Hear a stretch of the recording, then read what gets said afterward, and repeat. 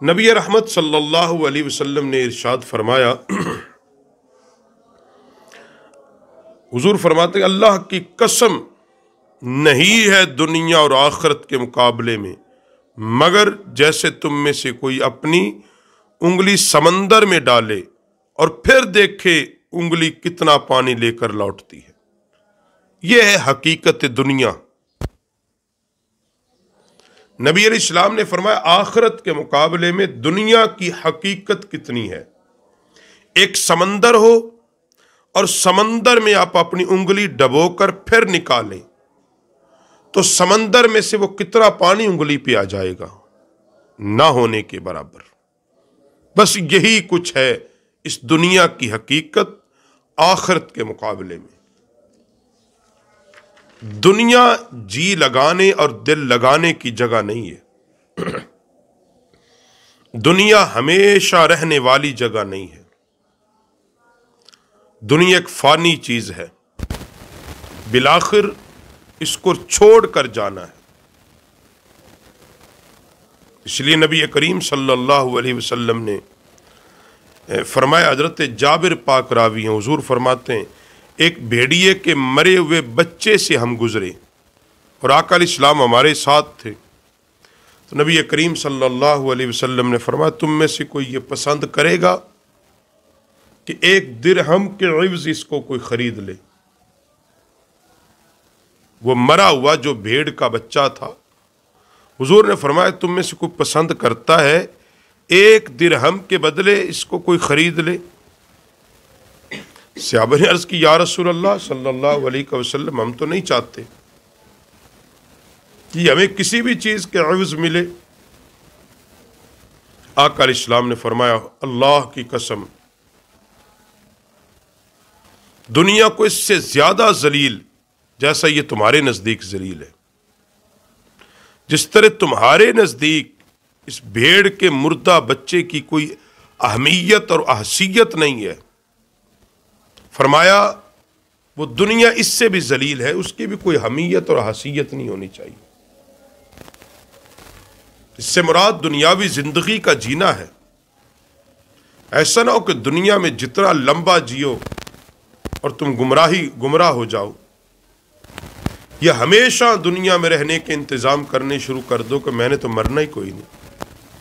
याद रख इंसान हर आन बिलाखिर मौत है, एक दिन तूने जाना है।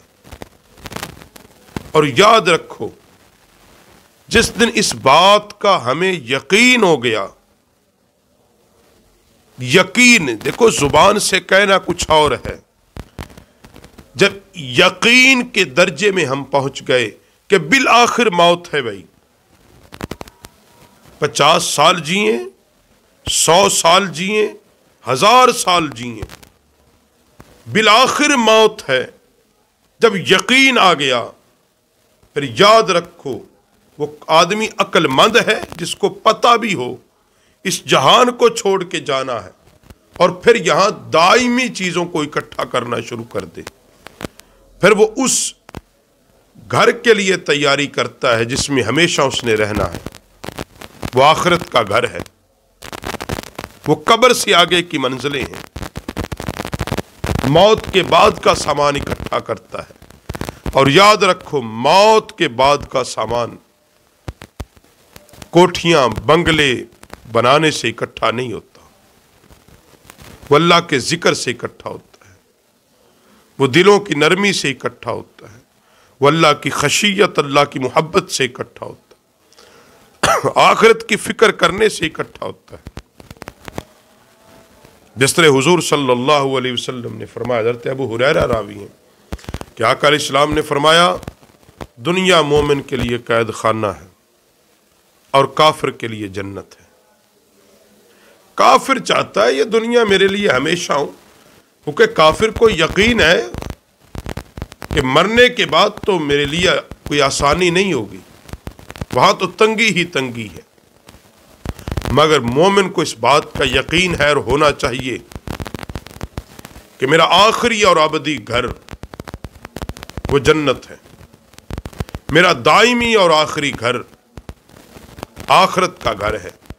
वो उसके लिए सामान इकट्ठा करता है।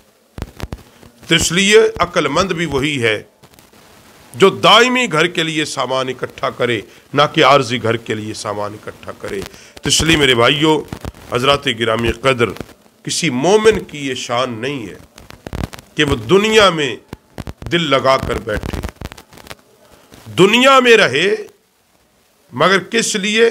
आखिरत को मानी है, सामान आखिरत इकट्ठा करना है। इसके लिए जो वक्त मिला है ये एक मुतय्यन है, मुक़य्यद है, तयशुदा है, गिनती के दिन हैं। इन गिनती के दिनों को अल्लाह की याद और उसके फ़िक्र में गुजार दो, यही इंसान की कामयाबी है।